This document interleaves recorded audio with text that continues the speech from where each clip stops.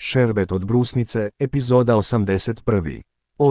Ozet, Fatih, koji je kod Doge došao ostavivši svoju porodicu, sada će ostati sa njom. Gorkem tvrdoglavo ostaje uz porodicu Unal i ne odustaje od pokušaja da Fatihu i Dogi život učini nepodnošljivim.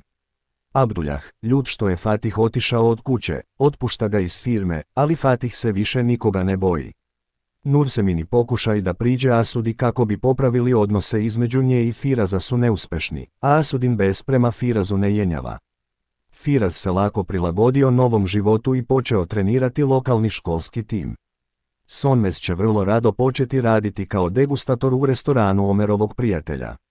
Omer, koji poduzima mere da oslobodi Pembe, koja je postala kriva za Gorkemin podmukli plan, celoj će porodici pokazati pravo lice Gorkem.